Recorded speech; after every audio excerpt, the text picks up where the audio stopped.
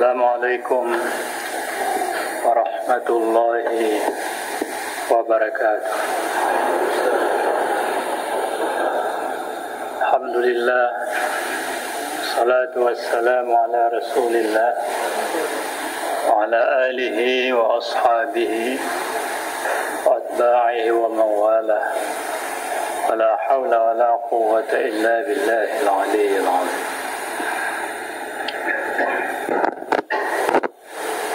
Dalam kitab suci Al-Quran diterangkan, Bismillahirrahmanirrahim, Ya ayyuhalladzina amanu attaqullah wal tanzur nafsum ma qaddamat lighad واتقوا الله إن الله خبير بما تعملون. Itu dalam surah Al-Hasyr ayat 18. Hai orang-orang yang beriman.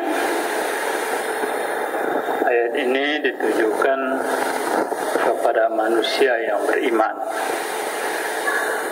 Manusia yang beriman pada zaman Nabi adalah umat Islam yang berada di Madinah. Ittaqullah, takutlah kamu kepada Allah. Artinya, peliharalah dirimu daripada azab Allah, daripada siksaan Allah, di mana kenyataan azab dan siksaan Allah itu secara hukum pasti berlaku setelah kita bandu meninggal dunia. Kalau kita sudah mati, nyawa kita sudah keluar daripada tubuh kita, maka baru berlaku, baru berjalan secara nyata pahala bagi hamba Allah yang selamat, azab dan iqab bagi hamba Allah yang keras, cekang, tidak tahu diri, di mana imannya senantiasa terganggu dan tidak peduli kepada kewajiban-kewajibannya kepada Allah, dan senantiasa menganggap remeh dan leceh daripada perintah-perintah Allah tidak dilaksanakan, larangan-larangan Allah itu yang dikerjakan. Wal tandur nafsum ma qaddamat lighad, hendaklah kamu itu meneliti. Wal tandur nafsu ma qaddamat lighad, introspeksi, accounting, coba hitung apa-apa kesalahan-kesalahan kita selama ini. Pernah tinggal sembahyang, pernah tinggal puasa, lihat pula lah untuk masa yang akan datang. Karena mesti ada accounting atau introspeksi atau mawas diri pada masa yang lalu. Pupa mentang 1, 2, 3, 4 sampai berapa hitungannya, baik pahala perintah Allah yang telah kita lakukan, larangan Allah yang kita jauhkan, pemantang yang telah kita laksanakan, apa yang belum kita laksanakan. Apakah perintah-perintah Allah yang berlalu itu apabila kita telah melaksanakannya, larangan-larangan Allah yang telah kita langgar pada masa yang berlalu itu, apakah itu telah diampunkan oleh Allah?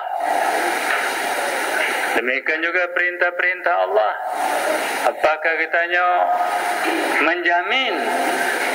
Siapa yang bisa menjamin? Semayang-semayang kita lakukan selama ini, apakah ada di antara kitanya yang menjamin? Saya jamin ibadat saya selama ini pasti diterima oleh Allah. Lun jamin bahwasanya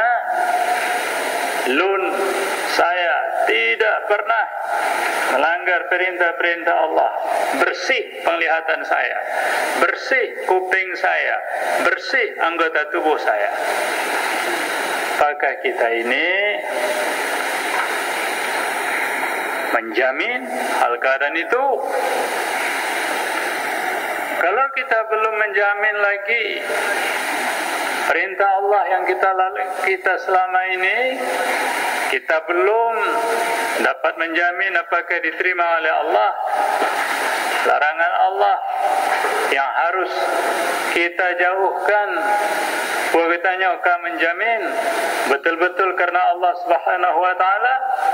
Coba hitung muhasabah. Oleh sebab itu, maka diulang oleh Allah Subhanahu wa taala kata taqwa. Kalau begitu takutlah kepada Allah. Peliharalah dirimu. Laksanakan perintah Allah, jauhkan larangan Allah. Bertaubat, mohon keampunan Allah Subhanahu wa taala. Karena semuanya itu Allah Ta'ala mengetahui, dan ba'ura pagi di hari akhirat itu akan ditanya, melihat sendiri, diberikan rapor oleh pembantu-pembantu Allah daripada para malaikat. Kita akan melihat. Kalau sekedar rapor yang bersifat tulisan, masih bisalah, kita bisa baca, orang lain tidak tahu. Tapi lebih daripada itu, di hari kiamat tidak ada yang rahasia, semuanya diungkapkan. Langkah malunya kita apabila hal-hal yang tidak wajar terungkap pada hari kiamat. Karena itu wattaqullah, takwa, insaf, sadar, taubat kepada Allah, menyesal atas apa yang kau lewat, menyesal atas ibadat yang ibadat itu belum tentu dapat pahala, menyesal atas ibadat mungkin ada kekurangan di sana sini, menyesal atas segala larangan yang kita telah lakukan selama ini. Kembali, ittaqullah. Oleh karena itu, maka ayat berikutnya Allah Ta'ala menerangkan, وَلَا تَكُونُوا كَالَّذِينَ نَسُوا اللَّهَ فَأَنْسَاهُمْ أَنفُسَهُمْ أُولَئِكَ هُمُ الْفَاسِقُونَ. Janganlah kamu itu laksana manusia yang mereka lupa akan Allah. Seolah-olah kita ini tidak akan mati-matinya. Seolah kita ini hidup terus, pada setiap hari terus bertambah umur. Bukan kita bertambah jauh daripada pelabuhan untuk berangkat ke akhirat, tapi bertambah dekat. Jangan lupa. Jangan kamu itu seperti orang yang mereka itu lupa kepada Allah, lupa pada perintah Allah, dan lupa pada larangan Allah, sehingga larangan Allah dikerjakan. Kalau kalian lupa kepada Allah, maka Allah Ta'ala juga lupa kepada kalian.